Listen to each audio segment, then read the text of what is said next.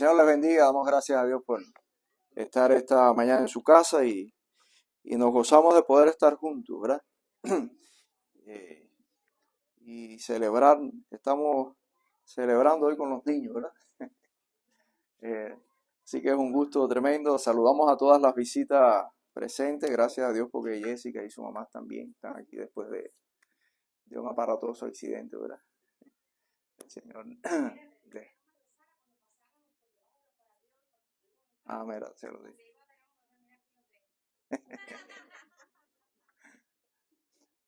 Eso es tremendo. Quise tener 4, pero no, nada más que vino uno. Una bendición, ¿verdad?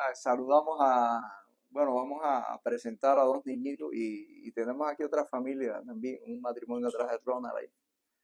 Eh, Señor les bendiga. ¿De dónde son ustedes? ¿Quién los invitó? Sí. ¿Y quién los invitó? Ronald. Los primos, tremendo. Se está llenando de la familia. ¿Alguna otra visita? ¿Alguna otra persona que ha venido por primera vez? Todos somos de la casa. Bueno, que el Señor les bendiga. Vamos a hacer algo ahora, ¿verdad? Vamos a pedirle a Ani, ¿no? Ani es la mamá de los niños. Yani. Vamos a pedirle a Yani que traiga a sus niños, Alexander y Andrew. Y que venga aquí adelante. Voy a pedirle a Giovanni y Oli, que han sido los que han estado ahí al lado de ellos, que vengan también conmigo. Para que nos ayuden y les ayuden a ellos. Y vamos a orar por estos niños. Ahorita Dani decía algo importante, ¿verdad? Dejar los niños que vengan a mí, dijo Cristo. Y estábamos hablando de esto, tremendamente un placer. Sí, ok. Es un placer tenerlos aquí. Este ha sido el resultado de tanto tiempo de oración, ¿verdad? Es un testimonio que su mamá un día nos va a contar con calma, hoy no, porque ella está emocionada pero es un testimonio, ¿verdad? Que le damos gracias a Dios de las cosas que el Señor hace en nuestras vidas. Hace muchos años entendí que no hay nada imposible para Dios, ¿verdad? Nada es imposible para Dios.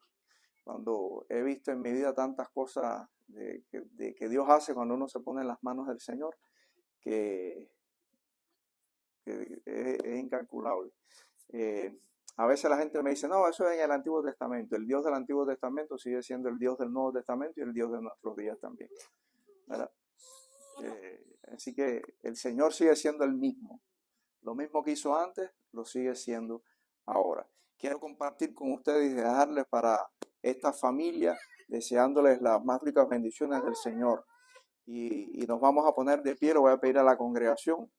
No voy a cargar a los niños porque yo soy temeroso de 2 niños. 1 me cuesta trabajo, 2 doble trabajo, pero su mamá los va a cargar y yo voy a orar por ellos. Dice la palabra de Dios en el Antiguo Testamento, una bendición que el Señor le dejó a su pueblo, entre ellos a los sacerdotes, la llamada oración sacerdotal. Dice la Biblia, le dijo el Señor a sus siervos, el Señor te bendiga y te guarde, el Señor haga resplandecer su rostro sobre ti y ponga en ti paz. Vamos a orar por Alexander y por Andrew, por sus padres, para que el Señor los bendiga y les llene de gracia en este andar nuevo en la vida. Vamos a orar. Padre nuestro que moras en los cielos, santificado, alabado sea tu nombre, Señor, y te damos infinitas gracias, mi Dios, por las cosas que tú haces en nuestra vida. De manera especial por el milagro, Señor, de Yani, de que tú le has permitido tener a sus niños, que tú los has salvado, los has levantado. Te pedimos en esta hora que tu bendición sea sobre ellos, oh Padre Santo, y que tú les uses a ellos, que lleguen a ser instrumentos útiles en tus manos para tu gloria y honra y para bendición de esta familia. Bendice a su mamá, al resto de la familia, a sus padres, oh Señor, para que ellos puedan guiar a sus niños en tus caminos, puedan ser, oh Señor, una bendición en la vida de ellos y que ellos puedan ser una bendición para la sociedad y la comunidad donde vivan, que puedan ser luz y que tu gracia esté sobre ellos. Padre, pon tu mano de sanidad y de salvación en ellos. Te pedimos que seas con los médicos que van a operar al niño, Señor, que les dé sabiduría, oh Dios, y que tú les guíes, oh Señor. Padre, te pedimos, oh Señor, que tú les cubras con la gracia tuya y el poder de tu Espíritu Santo. Guárdales, oh Señor, y que tu gloria sea sobre ellos. En el nombre de Jesucristo, tú oramos. Amén, Señor. Los niños son una bendición de Dios, ¿verdad? Es un regalo que Dios nos da y la vida le cambia a uno cuando uno tiene hijos, ¿verdad? Eso es algo, cada vez que hablo con un padre joven que tiene a sus niños, me dice, oye, la vida, ¿verdad? La vida le cambia a uno, ¿verdad? Que como nos transformamos cuando tenemos hijos. Yo les soy honesto, hasta mi teología cambió cuando mi hijo nació. Empecé a entender a Dios. Entendemos a nuestros padres. Uno no entiende a los padres hasta que uno no tiene hijos, ¿verdad? Nos fajamos con nuestros padres, nos parece que son injustos, papá se equivocó, ¿verdad? Pero cuando uno tiene hijos, empieza a entender a los padres y a darse cuenta que los padres no se equivocaron, que tenían razón. Y aun cuando se equivocaron, empezamos a justificar las equivocaciones de nuestros padres. Es verdad, papá se equivocó, pero el pobre, él me dio todo lo que podía darme, ¿verdad? La vida se nos transforma, es una bendición que Dios nos da, pero es un duro trabajo, ¿saben? Educar es tremendo, criar es tremendo. Hay gente que creo que no está preparada. Qué triste cuando veo gente joven que entrega a sus hijos, ¿verdad? Porque no pueden, no saben cómo criarlo, no saben. Una vez le tuve que decir a mi hijo, ¿no? Hablando con él, y le doy la bendición que lo pudimos criar, su mamá y yo, y educarlo, y su mamá y yo hablábamos mucho con él. Dicen los psicólogos hoy en día que la educación empieza desde que el niño está en el vientre de su madre. La psicología moderna reconoce que el niño empieza a percibir desde que está en el vientre de su mamá. Y qué importante, ¿verdad? Y su mamá y yo siempre hablábamos con él y le decíamos, mira, no hay una escuela para ser padre. No hay ninguna escuela donde te enseñen a ser padre, en ningún lado te enseñan. Ustedes nos enseñan a nosotros a ser padres. Son ustedes quienes nos enseñan a nosotros. Así que aprendemos con los golpes de la vida. Nos vamos a equivocar muchas veces, pero las veces que nos vamos a equivocar, le decíamos su mamá y yo a nuestro hijo, las veces que nos equivocamos es por amor a ustedes, porque los queremos cuidar, los queremos proteger, porque queremos que crezcan saludables y espiritualmente sanos, ¿verdad? Y por eso nos equivocamos. Pero con los niños hay que hablar. Y cuando usted se equivoque como padre, dígaselo a su hijo. Ellos entienden y van a recepcionar mejor cuando usted le dice, perdóname porque me equivoqué. Lo hice por amor, pero me excedí, perdóname. Y el niño agradece eso. Los niños que crecen sin la sinceridad de sus padres son aquellos que terminan siendo adultos fajados con sus padres. Porque mi papá me trató duro. El día que se le vaya la mano y lo trate duro, dígale a su hijo, perdóname papá, me equivoqué. Ayer te castigué por gusto, ayer te castigué mal, o tenía que castigarte, pero se me fue la mano, perdóname. Los niños entienden eso. Esa es la educación que le damos. Nuestros hijos lo van a agradecer y van a crecer sanos y enséñale el camino del Señor. Ellos un día tendrán que tomar una decisión solo, pero enséñales el camino del Señor. Ese es el mejor camino que sus hijos pueden recibir. Hermanos míos, hoy vamos precisamente a hablar de algo importante. Estaba yo, Dani, hablando de la educación de los hijos. Cómo educar a nuestros hijos en estos tiempos. Vamos a empezar a predicar todos estos domingos acerca de una nueva temática. Vamos a estar precisamente hablando de la Biblia. Y hoy voy a hablar de manera introductoria acerca del tema de la Biblia. Vamos a estar bajo la temática ¿por qué necesitas la Biblia? Y el título que le he puesto a la meditación de esta mañana es la credibilidad de la Biblia. Les invito a buscar en la palabra de Dios el libro de Josué, capítulo 1, versículos del 6 al 9. Josué capítulo 1 del 6 al 9 dice la Biblia, esfuérzate y sé valiente porque tú repartirás a este pueblo por heredad la tierra de la cual juré a sus padres que la daría a ellos. Solamente esfuérzate y sé muy valiente para cuidar de hacer conforme a toda la ley que mi siervo Moisés te mandó. No te apartes de ella ni a diestra ni a siniestra, para que seas prosperado en todas las cosas que emprendas.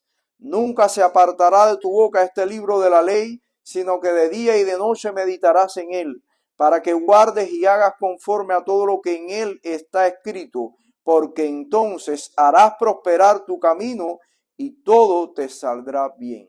Vamos a orar. Padre, gracias una vez más te damos por el día y gracias por esta congregación. Bendice a tu pueblo en esta hora, Señor, y que la enseñanza de tu palabra pueda edificarles y fortalecerles, pueda guiarles a ti, oh Señor, y que ellos puedan encontrar en tu palabra el libro para sus vidas. Ayúdales a entender, oh Señor, y que la palabra tuya pueda ser sanidad para ellos, medicina para todo su cuerpo, Señor. Bendícela y glorifica tu nombre en el día de hoy, Señor. En el nombre de Jesucristo tú oramos. Amén. Hace algunos años, dice que un hombre tenía una hacienda grande, tenía muchas tierras, un campesino, y había sido próspera sus siembras y sus tierras. Y un hombre dedicado al cultivo de su finca, y había mantenido a su familia durante muchos años con todos sus sembrados. Él tenía 3 hijos varones. Poco antes de morir, le dejó encargado a sus hijos la responsabilidad de seguir cultivando aquella finca, porque había sido el sustento de la familia por mucho tiempo y todo lo que tenían se lo debieron gracias al trabajo de su padre. Y los muchachos, en gratitud a sus padres también, le prometieron a su padre que sí, que ellos iban a cultivar la tierra. Después de fallecido su padre, los muchachos se dedicaron al cultivo de la tierra y empezaron a sembrar y a preparar todo y campos bien grandes, pero la cosecha que ellos sembraron no se producía, no se daba. Y ellos empeñaron todos sus esfuerzos, trabajaron, trataron de hacer todo lo que ellos sabían, pero la cosecha no daba fruto. Siempre que emprendían algo, no funcionaba. Y un día los muchachos, cuando pasó el tiempo, entristecidos, desesperados y frustrados, porque querían echar a andar aquello y de alguna manera cumplir lo que su padre les había encargado, pero a ellos no les salía. Y uno de ellos dijo, oye, porque su padre antes de morir había dejado un libro escrito acerca de cómo se sembraba, cómo se preparaba una tierra, cómo se sembraba cada planta, cuáles eran los periodos, cómo se hacía todo. Pero los muchachos nunca habían mirado el libro. Y un día dijeron, bueno, vamos a mirar lo que nuestro padre dejó escrito en el libro. Y cuando miraron todo lo que el hombre por años había estado escribiendo, había estado haciendo su libro de cómo se sembraba correctamente. Y se lo dejó todo escrito a los muchachos, cómo se cultiva la tierra. Los muchachos hicieron caso omiso hasta el día en que la frustración los llevó a coger el libro. Vamos a mirar lo que nuestro padre dejó. Y cuando empezaron a mirar, empezaron a ver los errores que ellos estaban cometiendo. Los intentos, los deseos fueron buenos, pero lo estaban haciendo todo mal. Cuando empezaron a guiarse por el manual que su padre había dejado y empezaron a preparar la tierra como a él se los había indicado en su libro, la cosecha empezó a prosperar. Yo tuve la oportunidad, mi esposa y yo, cuando empezamos nuestro ministerio pastoral, tuvimos que ir a un lugar de campo en Cuba. Vivimos un año, estuvimos entre campesinos y aprendimos algunas de las cosas de la tierra. Aprendí qué cosa era, lo leí en la Biblia, pero no sabía qué cosa era. Aprendí qué cosa era la lluvia temprana y la lluvia tardía. Aprendí por qué había algunas plantas que se sembraban de una manera, otra de otra. Por qué había un periodo de tiempo específico para algunas y por qué para otras no. Nosotros teníamos en la casa un patio bien grande. Y una vez un hermano de la iglesia, un campesino allá, me dijo, pastor, le voy a sembrar unas posturas de café en el patio de la casa. Y me dijo, pero se las voy a sembrar yo. Cuando yo las siembre, yo se las voy a sembrar. Ya, ok. Y pasaban los meses y yo decía, acuérdate del café, porque a mí me gusta el café. Sí, no se preocupe, pastor. Hay que esperar a que llegue el mes. Ya, no sabía que tiene su mes el café. Y me dijo, pastor, el café hay que sembrarlo en tiempo de lluvia. Tenemos que esperar a que lleguen las lluvias para poderlo sembrar. Ya, ok. Y le dije, ¿y tú no me puedes instruir cómo sembrarla? Y me dijo, no, la voy a sembrar yo. No seas impaciente. Y cuando llegó el momento, se me apareció un día a mi casa con 32, creo que eran posturas de matas de café. Le dije, oye, lo que me va a hacer es un bosque de café aquí. Me dijo, había un patio inmenso. El patio de mi casa era más grande que este templo. Un patio inmenso. Y me dijo, pastor, esto aquí es...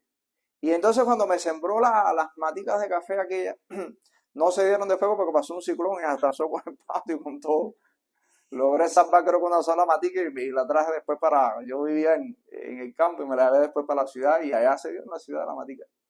Pero se dio pobrecita, porque la sembré yo. Y el hombre me enseñó que la mata de café, para que produjera bien, había que sembrarla acostada, no parada. Me dijo, la mata de café, para que se convierta en un árbol de café, tienes que sembrarla acostada. Y en tiempo de lluvia, y me sembró todas las maticas. Y le pregunté que por qué. Si yo veía tantas matas de café derechitas. Me dijo, eso está bien, no está mal sembrado, pero mira esa mata que chiquita es, da poco café. Y las que él sembraba, las sembraba acostada, y como estaba acostada, empezaba a dar tallos, y literalmente las matas de café que yo vi sembradas así acostadas eran árboles de café. Y wow, qué tremendo, ¿verdad? Hay que saber, había que saber hacerlo, no es como uno quiere, ¿verdad? No es como uno quiere. Aquellos jóvenes de esta historia les pasó igual, hasta que no consultaron el manual que su padre había dejado. Su fruto no dio como se esperaba, ¿verdad? Porque una cosa que he aprendido, y la aprendí también aquí en los Estados Unidos, que el manual es muy importante. ¿Cuántas veces, sobre todo nosotros los cubanos, que nos creemos que nos la sabemos todas, no necesitamos el manual? Mira el librito, ¿qué es el libro? Si yo sé armar un mueble, ¿verdad? Yo sé hacerlo. A veces yo en mis pasiones, ¿no? Porque en Cuba tuve que hacer muchas cosas apasionadamente, me gusta hacer esta, pero ya he aprendido aquí en Estados Unidos que hay cosas que necesitas de cómo se hacen las cosas. No es como yo las hacía en Cuba, ya eso se murió. Y entonces cuando necesito arreglar algo en la casa, o llamo a José, oye José, me hace falta que me... o llamo a Tatico. Porque primero hay que aprender a ver cómo se hace y después uno tiene que, ¿verdad? Yo recuerdo la primera vez que fui a armar un mueble aquí, en los Estados Unidos, estaba yo en mi trabajo, y mi jefe me dijo en el trabajo, oye, me hace falta armar el mueble este. Ah, dame acá, si yo sé hacer eso. Y zafé todo aquello, y cuando tenía todas las cosas, y dije, ¿por dónde empiezo aquí? Cuando vi tantas piezas sueltas. Y el jefe mío que me estaba mirando, me dijo, mira, aquí hay un librito aquí adentro de esta caja. Yo te aconsejo que abras el librito y te fijes cómo aparecen todas las cosas. Si te das cuenta, todas las piezas tienen un número. Pon todo como el libro te dice. Mira, pon todas las tuerquitas, todos los tornillos. Ponlo así todo y tú vas a ver que no vas a pasar trabajo. Pon las piezas aquí, míralas el número y aprendí. Y wow, el manual no está por gusto. El manual nos enseña a hacer las cosas. Y no solo nos enseña a hacerlo fácil. Nos enseña a hacerlo fácil para no enredarnos. ¿Cuántas veces no le ha pasado a usted que usted ha armado algo y dice, wow, y después que casi que está terminando, dice, wow, esto lo puse en el lugar que no era, vuelve a desarmar y vuelve a montar la pieza? Ah, esto era aquí. Ah, mira, este tornillo es para el lado acá. ¿Cuántas veces no nos ha pasado eso? El manual es importante, hermanos míos. La Biblia es el manual de nuestras vidas. Tristemente, a veces ignoramos el manual de la vida, el más importante. Si necesitamos un manual para armar un mueble, imagínese usted la vida, que es más complicada que un mueble. Pero ignoramos muchas veces el manual. Cuando Josué fue a entrar a la tierra prometida para conquistar la tierra de Canaán, lo que actualmente es hoy Israel, donde Israel está hoy como nación, cuando ellos fueron a entrar ahí para conquistar la tierra, Dios le habló a Josué y le dijo, prepárate y prepara a este pueblo para conquistar la tierra. Pero Dios le dio algo más, además de su preparación. Le dijo, pero esfuérzate y sé muy valiente para guardar este libro de la ley. Qué interesante, ¿verdad? Siempre hablamos de la valentía y del esfuerzo para la vida, como Dios le dijo a Josué. Pero en este pasaje de la Biblia, esfuerzo y valentía están asociados para mirar el libro de la ley de Dios. Dios le dijo a Josué, solamente esfuérzate y sé muy valiente para cuidar de hacer conforme al libro de esta ley. Así que cuando nos acercamos a la Biblia, se requieren dos cosas muy importantes: valentía y esfuerzo. Valentía para dejar que la Biblia nos cambie, porque muchas veces vamos prejuiciados a la Biblia. Yo quiero que la Biblia apoye lo que yo quiero creer, pero tenemos que dejar que la Biblia nos diga cómo creer o qué es lo que hay que creer. Y para eso se requiere valentía. Y la otra es esfuerzo. Si usted quiere crecer en las cosas de Dios, usted tendrá que esforzarse en leer la Biblia. No es un libro fácil. Dios le dijo a Josué, esfuérzate y sé muy valiente en mirar y atender a este libro de la vida. ¿Verdad? La ley no le decía a Josué cómo conquistar la tierra. La ley no le dio una estrategia militar, ni le dio una planificación estratégica de cómo formarse para ir a la conquista. Pero la ley sí les dio a ellos, era un libro de normas, de ética y conducta y de relación espiritual con Dios, que eso no les podía faltar en su vida, en la conquista, porque la conquista no podía ser a cualquier precio, como muchas veces nos pasa. Tenemos un negocio y usamos la ética que nos convenga a nosotros. Pero la Biblia era el manual de la vida del pueblo y de Josué. No le dijo cómo conquistar, cómo derrotar al enemigo. La ley no decía eso. Pero la ley sí les dio una ética y una manera de vivir en la que ellos debían conducirse si quería que les fuera bien. Hermanos míos, la Biblia es un manual que debe acompañarte siempre a todas partes donde tú vayas. No estamos hablando de superstición religiosa. Me estoy refiriendo a llevar la palabra de Dios en tu corazón. No se vuelva supersticioso ahora. Hay gente que me dice, no, pastor, si yo cada vez que me acuesto y duermo todos los días pongo la Biblia al lado mío. Eso es superstición. Tener el libro al lado suyo durmiendo no le va a cambiar en nada la vida. Si usted no la abre y la lee y la guarda su enseñanza en su corazón, tenerlo al lado suyo no va a significar nada. No estamos hablando de superstición. Llevar la Biblia es llevarla en tu mente y en tu corazón. Como le dijo Dios a Josué, guarda este libro en tu mente y en tu corazón y llévalo contigo a donde quiera que vayas. Y el Señor le prometió a Josué, dice, yo estaré contigo. Usted se preguntará tal vez, bueno, y qué bueno, ¿no podré usar otro libro que no sea la Biblia? Un libro que sea un poco más fácil, más entretenido. ¿Qué de especial tiene la Biblia? Mire, seguramente usted va a tener que usar otros libros en su vida, que no solamente sean la Biblia. Si usted está estudiando y quiere estudiar algo, va a tener que usar otros libros. Pero la Biblia no se olvide nunca que es el manual de la vida. La Biblia es el manual de la vida. Dios le atribuye el éxito a la vida dependiendo de cuán cerca usted esté de su palabra. Dijo Dios a Josué que el día que él obedeciera y guardara su ley, dice, todo te saldrá bien. El éxito de tu vida está asociado en tu dependencia de la palabra de Dios. Y usted se preguntará por qué. La Biblia, hermanos míos, es la palabra de Dios, es increíble. Es un libro extraordinario. Y esa es la razón, tres cosas que quiero compartir con usted, por qué la necesitas. Y por qué el éxito de tu vida está asociado a la palabra de Dios. A tu dependencia de la palabra de Dios. Todos los libros tienen una credencial, lo que lo hace creíble o no creíble. Casi siempre la credencial de un libro está al final, en la bibliografía del libro. ¿Quiénes intervinieron en la composición de este libro? Por eso se usa la bibliografía. El libro es creíble o no dependiendo de cuánta gente usted consultó para escribir el libro. Esa es una de sus credenciales. Porque si usted lo hizo usted solo, la gente que lo lee puede decir, bueno, este se inventó esta historia, esta es su opinión. Pero cuando usted verifica la bibliografía, usted puede decir, aquí hay mucha gente que es especialista, que es lo que le da credibilidad a lo que está escribiendo. Hermanos míos, la Biblia también tiene su credibilidad y esa es la primera razón por la cual usted la necesita, porque la Biblia tiene autoridad. Es la máxima autoridad en todas las cosas de la vida, porque sencillamente fue escrita por Dios. Dice 2 de Timoteo 3:16, toda la escritura es inspirada por Dios. Toda la escritura es inspirada por Dios. Fue Dios quien la inspiró. Por lo tanto, la Biblia tiene coherencia y eso le da autoridad a la Biblia para usted. No es un libro cualquiera. La Biblia fue escrita en un periodo de más de 1500 años.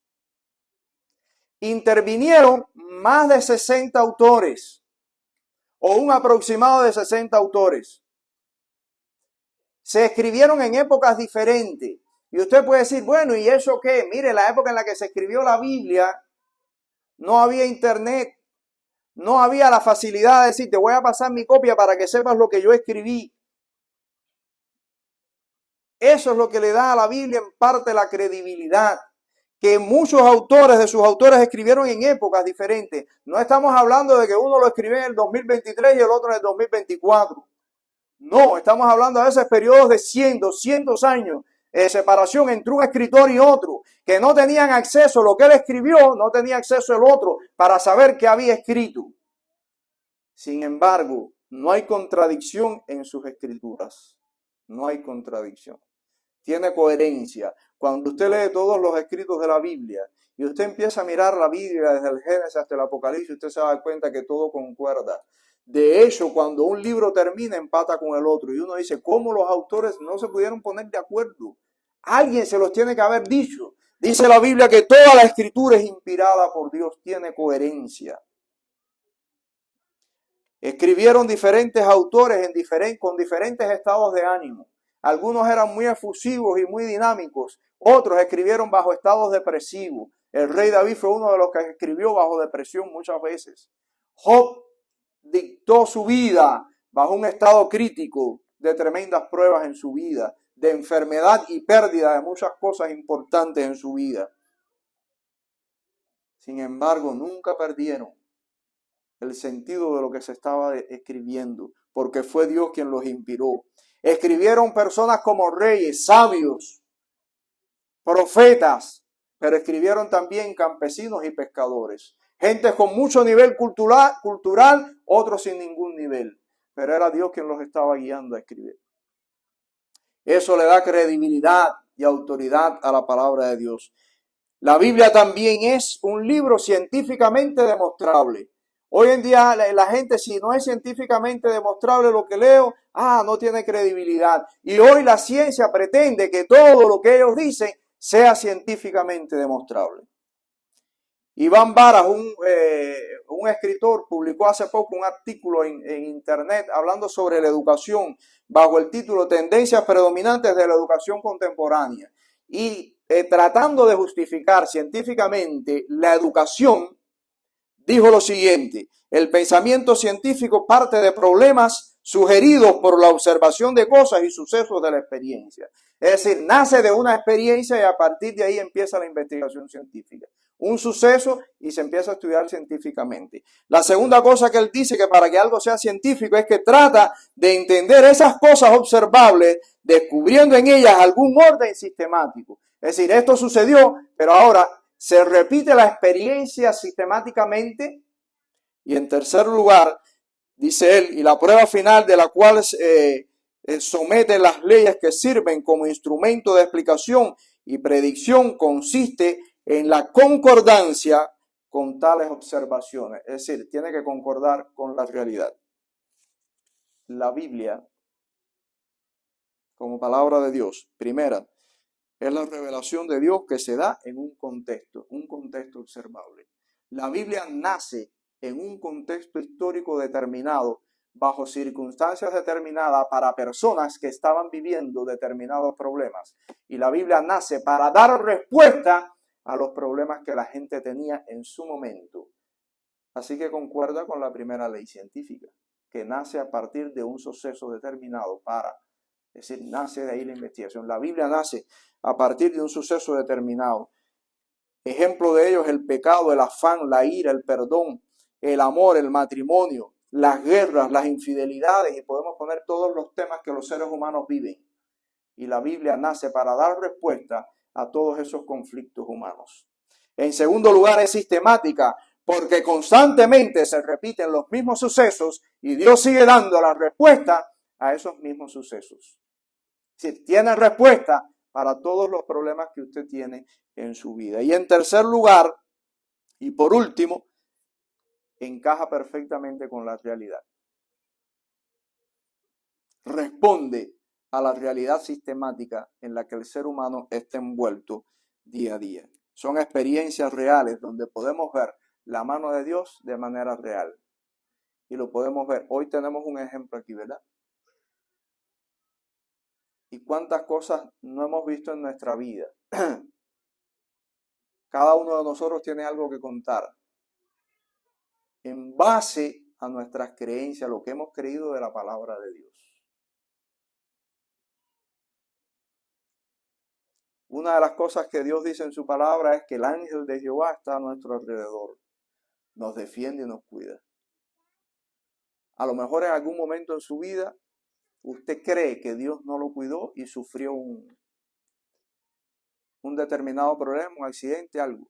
Y el Señor está usando eso para darle una enseñanza a su vida. Pero otras veces, ¿cuántas veces no nos ha librado Dios? ¿Y cuántas veces no te ha librado y usted nunca lo supo? Y usted está ahí. Yo recuerdo cuando muchacho estaba meciéndome en una hamaca, porque mis padres vivían en el campo y estaba en una mata de mango grandísima que había en casa de mi abuela y hice una hamaca y ahí va. Me dicen, como muchacho al fin, que uno no percibe el peligro, mientras me mecía en la hamaca estaba pasando un palito por la tierra, haciendo un surquito en la tierra. Haciendo un surco en la tierra. Mientras me mecía en la hamaca. En uno de esos movimientos para abajo yo llevaba el palito haciendo el surquito y el palito se paró, se quedó trabado y yo venía en la hamaca. Miren, el palo lo tenía aquí. Era una lanza, me iba a atravesar. Porque yo venía en una hamaca. Cosa de muchacho. Lo único que recuerdo es que me acordé del Señor. Me quedé así. Desde niño conocí el Evangelio y me criaron, me educaron en el Evangelio, que es importante. Y me acordé del Señor en ese momento. Cuando el palo se fue a atravesar, mi cuerpo se partió. ¡Pah! ¿Por qué? Porque el Señor dice que su ángel está a nuestro lado. Nos cuida y nos defiende. Es una verdad vivida en la experiencia y se puede comprobar, se corrobora con la realidad. En segundo lugar, la Biblia nos dice que ella es luz. No solo tiene autoridad porque Dios la dictó y todo lo que en ella hay es comprobable en la realidad porque Dios lo ha dicho. La palabra de Dios es luz. El Salmo 119, 105 dice, lámpara es a mis pies tu palabra y lumbrera mi camino. Proverbios 6, 23 dice la Biblia, porque el mandamiento es lámpara y la enseñanza es luz. Y el Salmo 43 dice, envía tu luz y tu verdad, estas me guiarán, dijo el rey David. ¿Qué significa que la palabra de Dios sea luz para nosotros? En primer lugar, porque la palabra de Dios, el concepto correcto de todas las cosas. Por eso es luz para nosotros, nos ilumina el entendimiento, nos ayuda a razonar y a pensar correctamente. La Biblia nos define el concepto del amor. Mira que hay gente hablando del amor y dice cada barbaridad del amor y de eso seguía mucha gente. Pero la Biblia nos define el concepto exacto del amor. Por eso nos arroja luz acerca de estas cosas en las que nosotros diariamente vivimos. La Biblia define el concepto del perdón. Otro de los temas que a diario nos enfrentamos a ello, vivimos con tantos conflictos. Una vez estaba yo parado en el portal del templo de una de las iglesias donde fui pastor y un hombre venía caminando por la acera, yo ni lo conocía. Iba a seguir de largo y cuando me vio, viró para atrás y me dijo, ¿usted es el pastor de la iglesia? Dígole, sí. Y me dijo así, sin ton ni son. Sí, yo no estaba estaba yo parado ahí en el templo. Y me dijo, yo voy a empezar a venir a la iglesia, pero tengo un problema. Dígole, ¿cuál es el problema? Dije, no puedo perdonar. Digo, pues venga a la iglesia, aquí va a resolver el problema.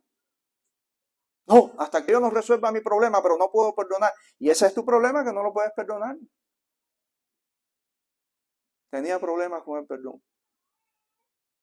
La Biblia define el concepto de perdón. La Biblia nos da el concepto correcto, nos da el valor correcto de la integridad. ¿Por qué es tan importante la integridad en nuestras vidas? La Biblia habla del concepto correcto de la sexualidad. Hoy en día hay tremendo problema con la sexualidad. A toda la juventud le están enseñando a tener conceptos errados de la sexualidad. Ahora le pregunta a la gente por la calle que defina qué cosa es una mujer y no saben definir qué cosa es una mujer. ¿Usted sabe qué es eso?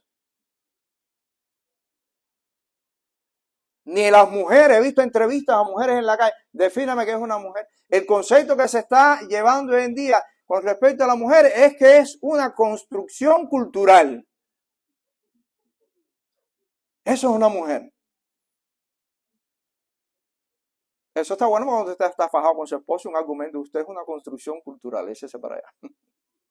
Ni se le ocurra. Cuando yo veo esas cosas me quedo pero frío. Yo digo, ¿qué cosa es esto? Yo quisiera ponerle un león alante, un león y una leona. Dígame a ver qué cosa es. ¿Cuál es el león y cuál es la leona? A veces es un concepto salvaje de la selva de África. Usted no define, ¿verdad?, qué cosa es un ser humano, qué cosa es un individuo. Eso no hace falta definirlo. Una construcción cultural, ¿tú sabes qué es? Increíble cuando uno ve esas cosas. No se mira, las personas no se ven, no se miran. La Biblia define el concepto de la sexualidad. La Biblia define también el concepto de la salvación. ¿Por qué usted necesita ser salvo? ¿Por qué usted necesita la salvación? ¿Por qué usted necesita a Jesucristo? La Biblia define eso bien claro. Hay gente, yo oigo cristianos a veces predicando el evangelio y te hace falta ir a la iglesia para que seas una buena persona. Usted no necesita ser una buena persona. Usted necesita la salvación. Después usted se convertirá en una buena persona si era una mala persona. Pero a lo mejor la persona era buena, no necesita ser buena persona, era una buena persona. Pero usted necesita la salvación porque el infierno está lleno de buenas personas, pero que no conocieron a Jesucristo. Por eso usted necesita a Cristo. La Biblia define bien claro el concepto de la salvación y por qué lo necesitamos. La Biblia es luz para tu vida, te enseña a pensar correctamente. Cristo dijo, no se pone una luz, ni se enciende una luz, ni se pone debajo de una mesa. La luz se enciende y se pone sobre la mesa. Jesús nos estaba dando a enseñar que el estándar de la vida de un cristiano tiene que estar por encima del estándar de cualquier sistema de vida, porque la palabra de Dios en la vida de un cristiano es luz para iluminar a la sociedad donde vive. Cristo dijo, la luz no se pone debajo, se pone encima. Nuestro estándar de vida nos obliga y nos hace estar por encima, porque no hay otro concepto en la vida que sea superior a lo que Dios nos ha dado. Ni siquiera en el campo educativo. La mejor educación que he estudiado en mi vida es la educación cristiana.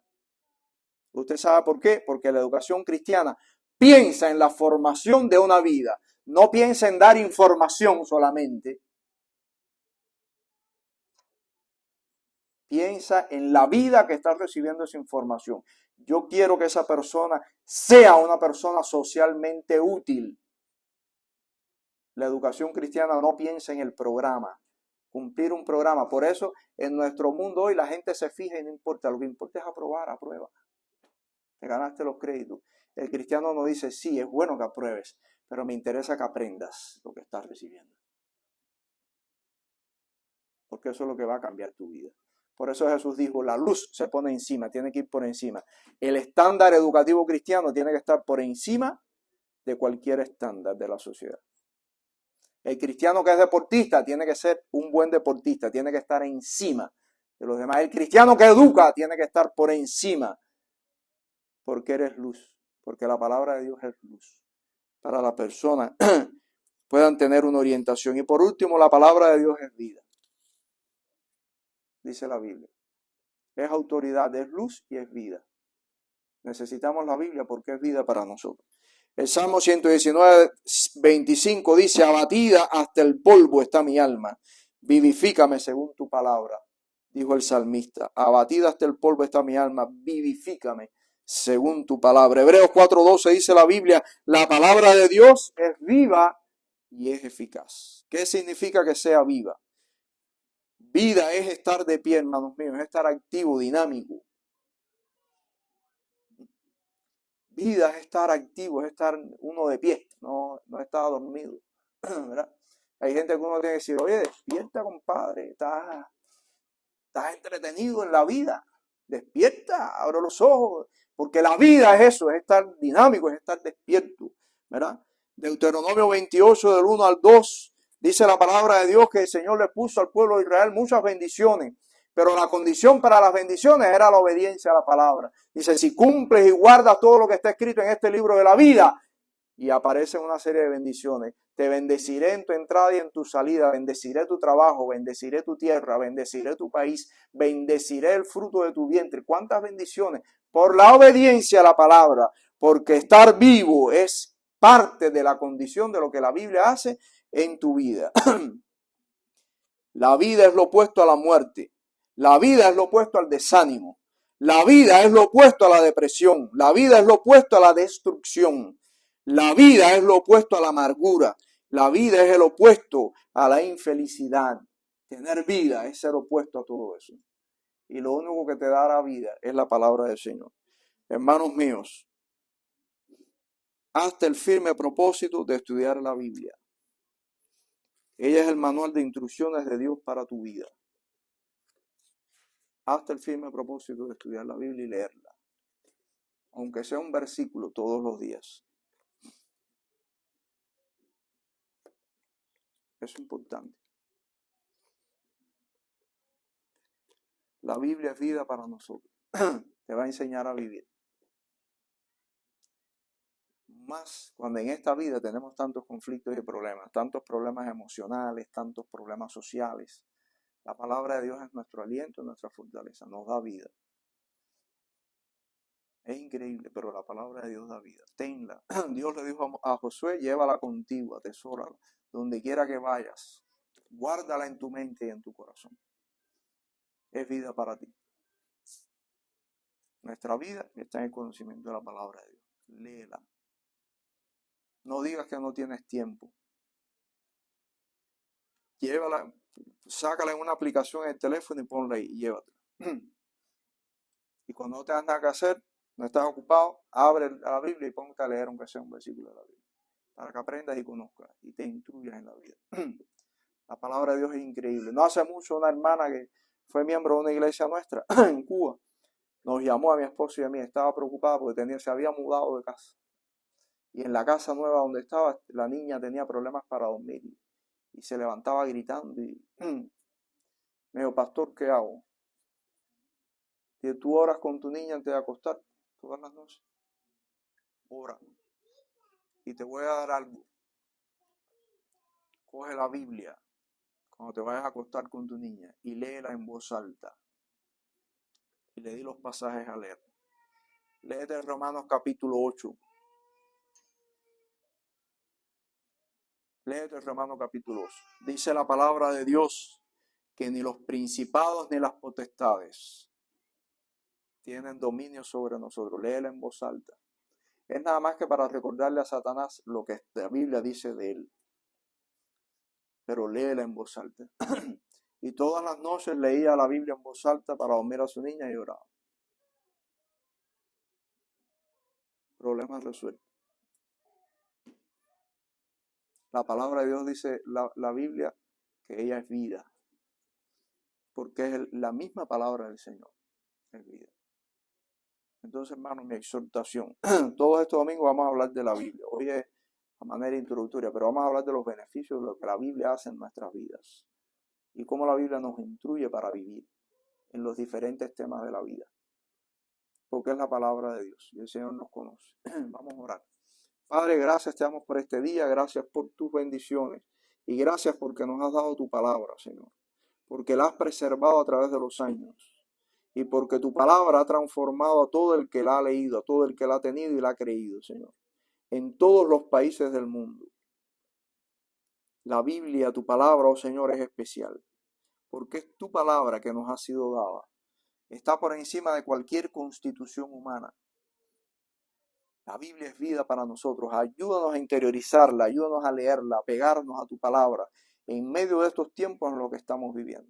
Bendice a tu iglesia en esta hora y a esta congregación y que la enseñanza de tu palabra se la puedan llevar y atesorarla en sus vidas, oh Señor. Bendice a tu iglesia y bendice a tu pueblo y cada persona que está aquí presente. Que la gracia tuya, oh Señor, sea sobre ellos. En el nombre de Jesucristo te oramos. Amén.